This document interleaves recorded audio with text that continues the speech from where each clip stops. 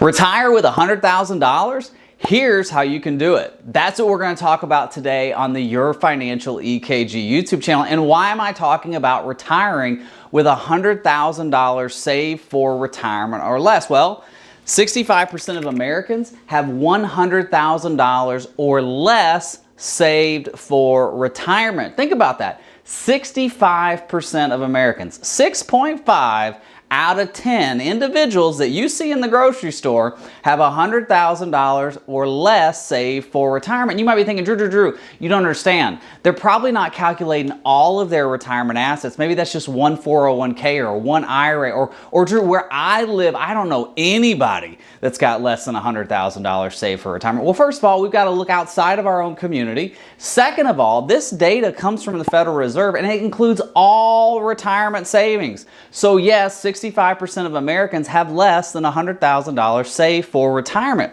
And the average Social Security check today in America is $1,703. That's $20,000 a year in annual income. My question to you is, can you live on $20,000 a year? Maybe if you're married, you can live on $40,000 a year, but what happens if a spouse passes away? That's what we're going to look at today, because we're going to go through multiple different scenarios. One for a single person, one for a married couple. We're going to look on the board, and we're also going to go into the software. So we're going to go through so many different scenarios. It's going to give you great retirement information for you today on, can I retire with $100,000 or less? And keep in mind, there are no shortcuts when retiring, whether you've got $100,000 or $1 million.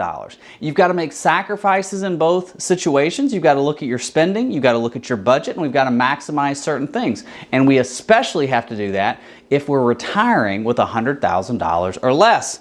Now, if you want to retire, you've got to take retirement income to live off of. Well, on $100,000, let's think about the 4% rule. The 4% rule says that you take 4% of your retirement savings and you live off that plus inflation. The next year, you take another 4% plus inflation off your retirement savings. So if we have $100,000 saved for retirement, that's $4,000 a year plus inflation. So let's assume you get Social Security annually of $20,436. That's the average Social Security check multiplied by 12. So take $20,000, add it to the $4,000. $20,436 plus $4,000 in the 4% rule, that's $24,436. So Social Security, retirement investments, there's our retirement income. Can you live off of $25,000 a year?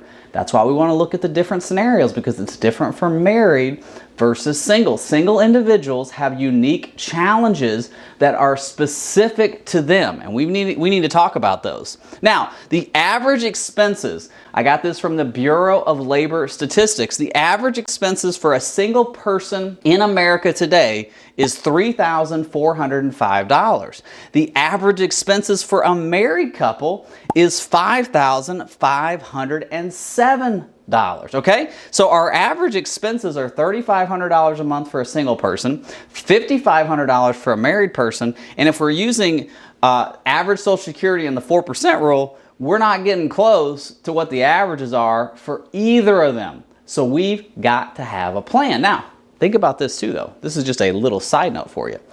And we're going to talk a little bit about this. Let's talk about overseas for a minute. If you went overseas, what would your retirement look like? 8.7 million Americans live overseas right now. That is excluding the military, okay? Non-military individuals. 8.7 million live overseas.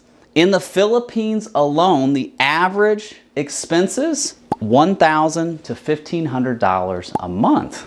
Now, we're getting a little bit closer to where we need to be. All right, so let's talk about 3 ways that you can retire with $100,000 or less, and then we're going to get into the exact scenarios on the board. Number 1, you can work longer. The average retirement age today in America is 64 years old. So if you've got $100,000 or less, you probably need to work a little bit longer to, number 2, maximize your Social Security. Why do you want to maximize your Social Security? Well, if you take Social Security at 62, you get 70% of your full retirement benefit. If you wait until 67, you get 100% of your full retirement benefit. And if you claim at 70, if you're an overachiever, a broccoli and asparagus eater, you get 124% of your full retirement benefit. Now, I'm not telling you that claiming at 70 makes you better than claiming at 62. You have to claim Social Security when it's best for you and your specific and family needs. But if you're wanting to retire with $100,000 or less, it's really important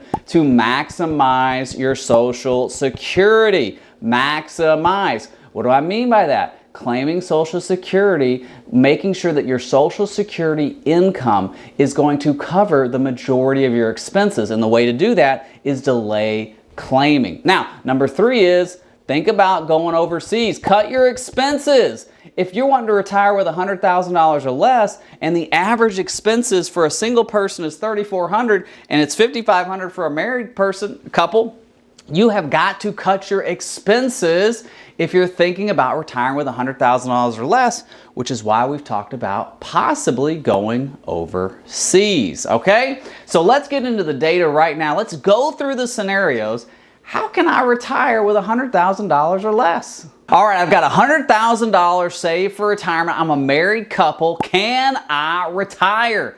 That's what we're going to look at now that we've gone through some of the statistics for individuals who have $100,000 or less saved for retirement. So here's what we've got. We have a 64-year-old married couple. They're both the same age, and we're going to look at Social Security being the same. Now, keep in mind in this scenario, there are a lot of variables that could happen to this couple that we need to address. So we're going to go through the full scenario first, then we're going to address the variables, okay? So leave your comments if you want, and we're going to go through all this. Now, we're going to look at a couple different data points as we go through this. We're going to assume expenses are $3,500 a month. That's just kind of a good average for a married couple. Now, keep in mind the average married couple in America, according to the Bureau of Labor Statistics, the average expenses for a retired married couple is $5,500. It's not going to work in this scenario. So we have to back those expenses down to $3,500 a month. Now, in order to do that, our cost of living, meaning our primary residence, has to be very low. So this couple, we're assuming, either lives in a lower cost area or they have tackled their debt. I have many clients who have somewhere between $100,000 and $300,000 saved for retirement. They're in their mid-60s, but they have no mortgage debt, no car debt, no property debt. The reason is they threw a lot of their retirement savings at their debt. So instead of putting that in 401ks or IRAs or Roth IRAs, they paid off their properties. Nothing wrong with that. Honestly, love having no debt in retirement. So that's what we're going to look at here. We have $3,500 in expenses. Our Social Securities, we're going to use the average, the $1,700, is $3,328. Okay, so Social Security combined is $3,328, which means if we go from 64 to 74, assuming a 4.5% rate of return and a 3% inflation. Now, the reason I'm going to use 4.5% for our rate of return is because the market has averaged somewhere around 10% since 1950. It's 8% with inflation. Now, if we're going into retirement with $100,000 or less saved, we've got to be real careful with this money. We got to make sure that we are not investing in, maybe not in the S&P 500 directly, because we don't want to take that kind of risk. We have to be more conservative. So we're going to assume a 4.5% rate of return, and we're going to assume a 3% inflation rate on our expenses, right? Because the food at Publix or at Walmart or Costco today is going to be more expensive tomorrow than it is today. So we're going to assume inflation on all of our expenses, and we're going to give Social Security the cost of living adjustment of 2.58%. Okay, so you got all that data? All right. So from 64 to 74, with $3,500 in retirement expenses, Social Security of $3,328, we need $172 a month off of our $100,000, earning 4.5%. At 74, we have $121,708. We've actually grown our money over that 10-year period. Now, keep in mind, We didn't have any kind of major expenses. We didn't have a hurricane down here in Florida. We didn't have to replace an AC. We didn't have a major medical situation. So this is just assuming that we take our expenses with our Social Security. Now, this couple would be on Medicare at 65, which would bring their health care cost down from private insurance. But again, we're assuming in this case that we're not having major emergencies. We need to have a plan for that as well. But how do you predict the future? I'm just trying to give us a foundation. Now, at 74, we'd have $121,708 saved for retirement. Now, our expenses have gone to $4,867. That's compound interest in the reverse with inflation working at its finest. Our Social Security COLA has gone from $3,328 to $4,290. Now, also keep in mind this. This is just a little tidbit for you. After the year 2033, Social Security is projected to have a 23% haircut. What are we going to do if this value, this $4,290, is 23% less? Looking at it at 20%, that's about $860. So take $860 off of that, and that's what a projected Social Security haircut would look like. We're not going to get into that today, but I just want you to think about that. Because if you're not planning for that, you need to be, and that's what we do with your Financial EKG. Now, expenses, Social Security, we need $577 off of our retirement assets. Again, still earning 4.5% in the market, still with 3% inflation. After this 10-year period, our 121 goes to 67,738. You see how that caught up with it? I mean, this is 172, and we actually grew our money. We go from 172 to 577, and we're down $60,000. I mean, it's a big switch, and if you have any kind of emergency situations, it could really derail your retirement. We're going to talk about some solutions here in just a second. So this married couple at 89 is out at zero. We're assuming, right, we still have the house, so we still have that as an asset, but our spendable assets are gone. Our Social Security is still there, right? Social Security is still paying out, but our spendable assets are gone. So what are some solutions? Obviously, part-time work. Part-time work is a solution, especially in this area, right? Because we're growing our money. So what if we could cover this 172 with $500 a month in part-time work or $1,000 in part-time work, and we take some of that extra money and we throw that back into our savings? Again, we're trying to retire. It's not that we're trying to retire to get to, some beach and sipping Mai Tais. We're leaving a stressful job. I have a current client. He is a truck driver. He's been on the road for 40 years. He said to me, Drew, I've been driving for so long, I can't even feel my rear end anymore. He's like, I want to do something else, less stressful. I'll work part-time so I don't have to drive. That's retirement to him. Maybe that's not your retirement, but that's for him. So part-time work's an option. Another option is what we call a home equity conversion mortgage. More plainly, a reverse mortgage. You could take your primary residence, do a reverse mortgage somewhere around here. You got to be over the age of 60, 62, something like that to do it. And then boom, we can do a reverse mortgage. And another thought's overseas. You could move overseas. If your expenses are $1,000 to $1,500 in the Philippines, that's going to save you a lot of money. Now, I'm not telling you to move overseas. I'm just saying these are things you can think about if you're wanting to retire with $100,000 or less as a married couple. Keep in mind, if we're 74 years old and we lose a spouse, we're going to lose half of that Social Security. That $4,290 is going to be cut in half. We're assuming that both Social Securities are the same value, but if you're a married couple and you both have Social Security, let's say one's $2,000 and the other person's $1,000, if one of you passes away, we're going to lose that $1,000. We got to make that up, right? And so that's a big deal in this. That's why we look at the solutions. And we say, hey, maybe we need to do this for a little while just in case we lose one of you first. Okay? All right, so let's move on to a single person. All right, I've got $100,000 saved for retirement. I'm a single person. I'm 64 years old. Can I retire? How long will my retirement income last? And what if it doesn't last very long? What do I need to do? Well, that's what we're going to look at now in this scenario. So I've got a 64-year-old person. The reason I'm using 64 is because the average retirement age in America with Social Security is 64 years old. So we've got $100,000 saved for retirement. We're 64 years old. We need to look at what the average expenses are in America right now. And $3,000 is the average expenses for a single person according to the Bureau of Labor Statistics. Now, in order for this scenario to work here in America, you're going to have to get these expenses a lot lower. And what I mean by a lot lower is a lot lower. And I don't know if you can get it much lower. Let me look at this real quick. This is our expenses. This is Social Security.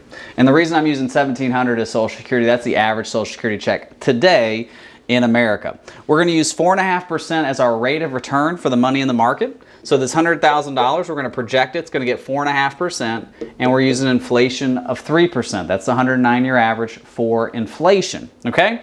So $100,000 needing $1,297 for retirement income coming out of our $100,000, and basically we're out of money at 74. So we're at zero. We still have our house, right? We have our house, but we don't have any retirement income left other than Social Security because we've spent all of it. And unless you have a terminally ill disease, this is not a good scenario for you. So we look at some solutions. Obviously, part-time work is a solution. A home equity conversion mortgage is a solution. That's a reverse mortgage. And then moving overseas, that's a solution. And that's honestly a solution that I'm hearing a lot from my clients, whether that's the Philippines, whether that's Mexico, wherever that might be. Moving overseas is an example. So let me give you an example of single and moving overseas. So we're 64 years old. We still have the same $100,000 saved for retirement, but now our expenses are $1,500 a month. That is on the high end of the average expenses in the Philippines. Now we've got Social Security of $1,700 right there. So after 10 years, 4.5% rate of return, 3% inflation, we're plus 200, meaning our cash flow is $200 positive at the end of each month. So after a decade of this, our $100,000 grows to almost $200,000. That's a big deal. 74 at $200,000 versus 74 at zero. And you see how we had to get our expenses almost half of what the average is here in America right now in order to do this? And keep in mind, 65% of Americans have $100,000 or less saved for retirement. And that is a total statistic, not just a Vanguard or Fidelity. That's like a everybody statistic. So we've got to think about this. Now, at 74, our expenses have gone to $2,086. That's with inflation. Our Social Security's gone from $1,700 to $2,197. That's the cost of living adjustment for Social Security of 2.58%. And now we're plus 111. 4.5% rate of return on our money in the market, 3% inflation. At 84, we have $315,000 in retirement savings. And at this point, I said, move back. Move back to the States if you need long-term care, assisted living, or stay right where you're at. It's fine with me. So I want you to see the difference between the two scenarios. Because if you're single and you have $100,000 or less saved for retirement, you either have to work longer or have part-time work in order to retire. And again, I'm not trying to take pixie dust and sprinkle it on this and make every situation work. So don't leave your comments and say, oh, you didn't help this person. I'm helping this person by telling them the truth. And sometimes the truth hurts, but the truth will set you free. I know a guy that said that. And so we want to make sure that we have freedom in our retirement. This is not freedom, worrying about our money. This is not freedom. This is freedom, but I'm not telling you have to move overseas. If that's not an option, maybe your kids live here, maybe you can't move overseas. We just have to figure out a way to retire. All right, so now let's go through these scenarios in the software. Can I retire at 64 with $100,000 saved for retirement? We're going to look at two distinct scenarios. We're going to look for a married couple and we're going to look at a single couple, and we're going to look at some solutions, and we're going to do this in the software. And the reason I want to do it in the software is because this is going to give us a more granular look, a more exact look at this retirement planning. All right, so you ready to do this? Let's go. So we've got Steve and Shirley Justice, and they are retired. Now, Steve is a janitor and Shirley works in administration. And even though they are retired, we still leave their salaries in here just in case we need to think about working longer. Steve was making $55,000 and Shirley was making $42,000 in their respectable jobs. Now, Social Security for Steve at 64 would be $1,703. For Shirley at 64, it would be $1,622. Now we are going to project a 2.58% COLA increase. Now, if you look at COLAs, they've been taking COLAs on Social Security since 1975. So the 49-year average for COLA is 3.71%. The 10-year average, so the last 10 years, is 2.58. And you can see COLA's not guaranteed. Look at this year in 2016. That was a 0% COLA. 2010, 2011, 0% COLA. Now, many of you might say, well, Drew, inflation didn't go up in those years. That's why there was no cost of living adjustment for Social Security. Yeah, you're right. Inflation didn't go up as much. But healthcare inflation went up. Food and gas went up because those are inflationary expenses that are stripped out when thinking about the cost of living adjustment for Social Security. So I don't know if you don't eat, maybe you don't drive, and maybe you don't go to the doctor. But cost of living adjustments for Social Security are not guaranteed, which is why I'm always more conservative in my planning. Because if it comes out better, we're going to high five and chest bump, and we're going to be good, right? Now, for this couple, there's no pensions. And if we go to assets, here's what we've got. We've got $10,000 in the bank, all right? We've got an IRA of $45,000 for Steve, and we have an IRA for Shirley of $55,000, okay? They have a home that's worth $250,000 and it's paid for, so there's no mortgage on this home.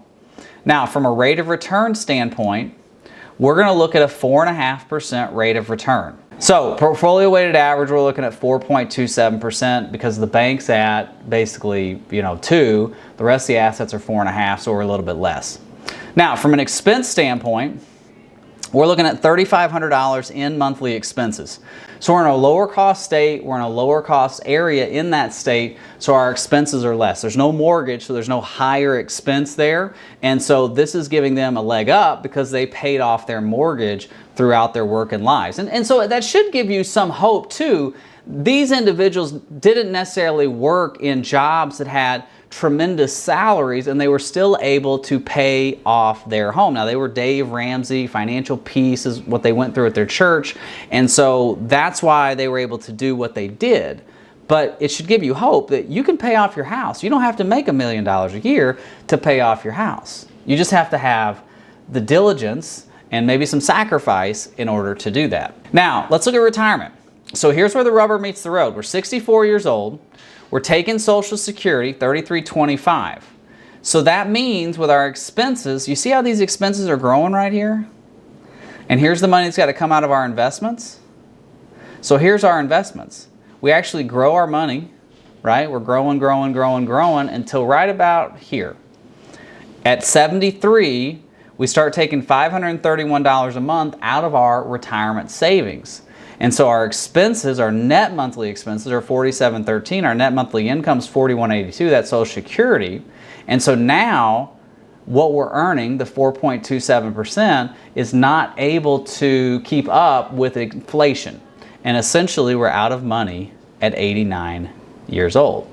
Now obviously there are some things we need to look at on this because we're assuming that both of them are going to live to 89 years old. That's not a good assumption, right? Most men die somewhere around 81, 82. The female dies around 85, 86.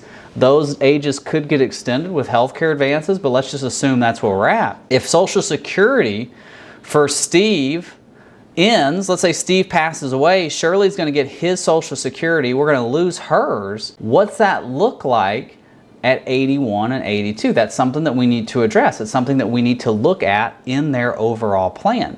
So a thought process for them, there's some solutions. One solution is to work longer. Now, both of them don't have to work longer. What if Steve just works? And I asked Steve one time, I said, Steve, do you mind your job? He works at a school. He goes, no, I don't mind my job.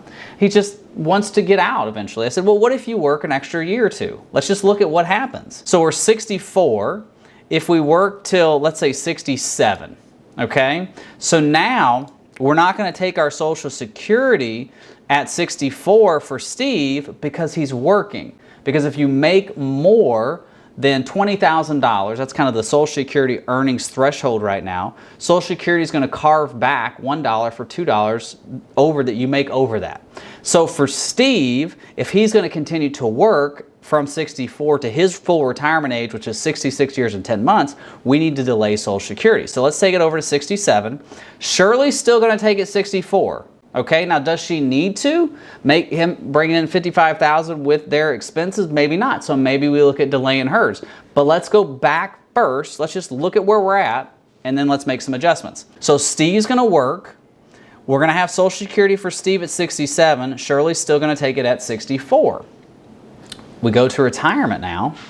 Look at this. At 100 years old, we got $21,000 left. So you can see what happened here. We worked 3 extra years. One of the spouses retired. At 67, here's our Social Security income. Steve's is at $21.28 and Shirley's has gone to $17.51 with the cost of living adjustment, and they've grown their assets to $127 by the time that Steve retires.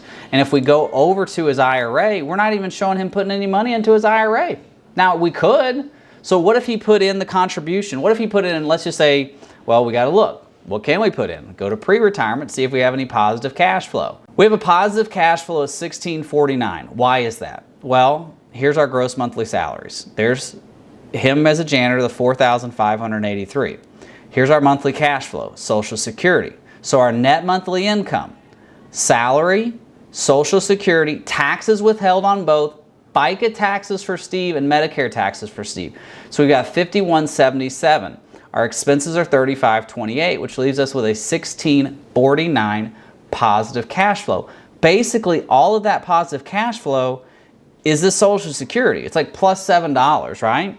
And so can we, at this point, put some money into our IRA? Well, sure we can. We've got a positive cash flow. So now we can go back to his assets, we can go to his IRA, and let's just put in $250. Okay, now obviously we can max it out, but we're just going to put $250 in. Now we go to pre-retirement. How does that grow our assets? Look, we're at $128,880. We've grown it to $57,366. So we go to retirement, and we have $56,000 left at 100. Now I'm not saying they're going to get to 100. Let's go to 85. We've got $211,000. That's pretty good, just him working an extra 3 years. Now you might say, well, Drew, I don't want him to work 3 extra years. Well, what if we just work till 65? Let's get you onto Medicare. So we go to 65. Now, we still want to change our Social Security to taking it when we retire. So we're going to take it at 65 now. Shirley's still going to take it 64. So we're going to save it. We go back to retirement. And look, we're out at 93. So if we retired at 64, we were out at 89. Now we work 1 extra year, just Steve, and we've got to 93. Now, I'm not saying that Steve's the one that has to keep working. Shirley could surely work. That's not a big deal. I'm not trying to say that. What I'm trying to say is, what if we just add an extra year? Now, again, we go back to income. What if we just go to 1 more year? 66. What does that do? We come back down here. We change his Social Security, taking it, let's go 66 and 10 months. That's his full retirement age. We save both. Now we look at it. Boom, we're out at 100. Drop the mic. We did it. We're out at 100 years old. Now, obviously, there's some things we've got to look at. Now, they're out at 100. The amount needed today to avoid a shortfall. How much money do they need to put into the portfolio today to never run out of money? $194. They probably have $194 in their house or in the couch cushions, right? The change in their... Does anybody have change anymore? We have change because we have piggy banks for our kids. But does anybody else have change? The rate of return that they need to avoid a shortfall is 4.5%. Remember, we're running this. The rate of return we're running it at is 4.27. So 4.27 is what we're running it at. 4.5 essentially is what they need to never run out of money, meaning they have money at 100. So that's 0.25%. All we need is 0.25% more growth in their market money, and they never run out of money. So you see how we do this?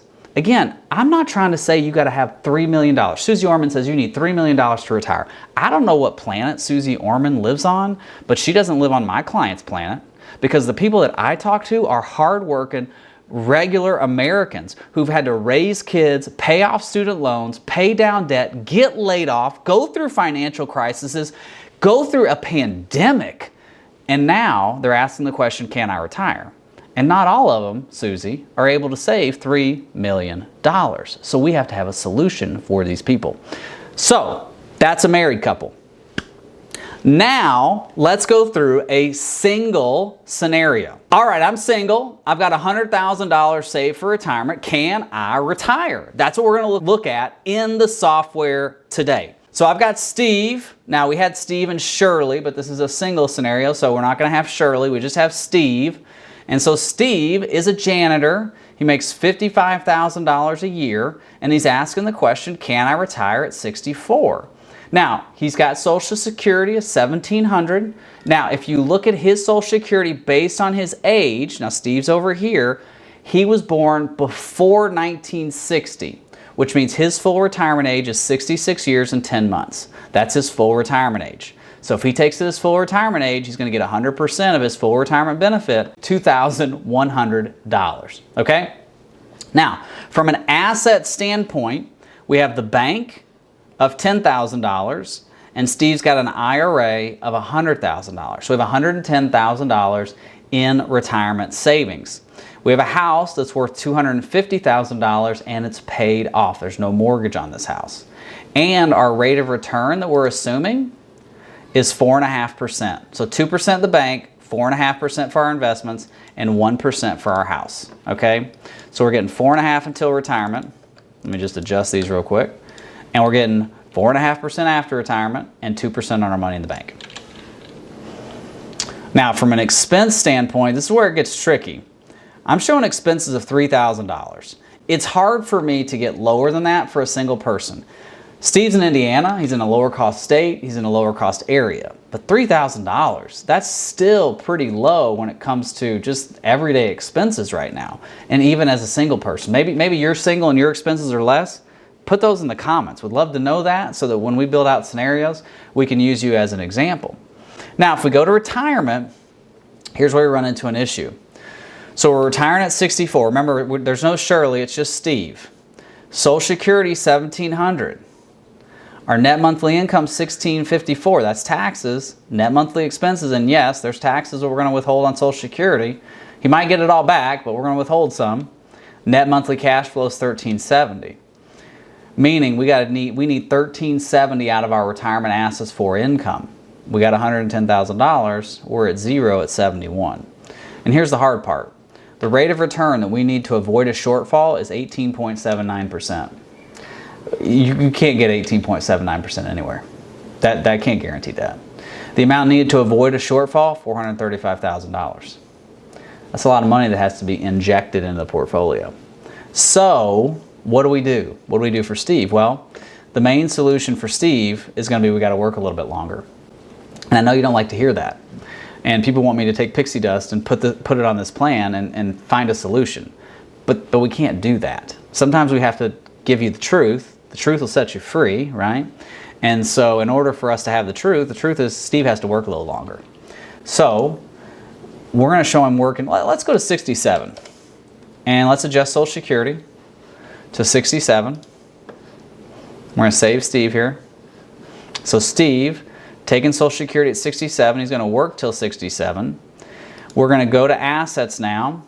We're going to start putting $500 a month into our IRA. That's what we were doing beforehand, but we're going to continue to do that now. We go to retirement, and that only gets us 4 years. Only gets us to 75 years old. So now we got to go back. What if we go to 70? Now we're going to get 124% of our Social Security benefit. Keep in mind, Steve was born before 1960, so his full retirement age is a little less. Is 66 and 10 months. Now, if you were born after the year 1960, your full retirement age is 67. That means you get 100% of your full retirement benefit. If you claim at 62, you get 70% of your full retirement benefit. And if you claim at 70, you get 124%. Now, you can claim at any time between 62 and 70, and you need to claim at a time that makes sense for you. Let's go to retirement now. And essentially, we're out at 81. So now we've got to have some other solutions, right? Well, here are the solutions. At some point, we need to drop these expenses. So can we cut these expenses? What if we cut $200 out? And I'm not saying we do that. I'm just saying that something's got to happen, right? Some sacrifice has to happen for Steve to be able to retire. If we cut expenses to $2,800, that actually gets us 3 years. Now we look at it and maybe we start thinking about this house. Maybe we start thinking about doing a home equity conversion mortgage. Maybe we start doing a reverse mortgage to pull some cash out of this house, because most men die at 84 to 86 years old. Now, again, we don't have any kind of emergency in there. We're just paying basic expenses. So this is a situation as a single person, you have unique challenges that are forcing you to do things that married couples don't have to do.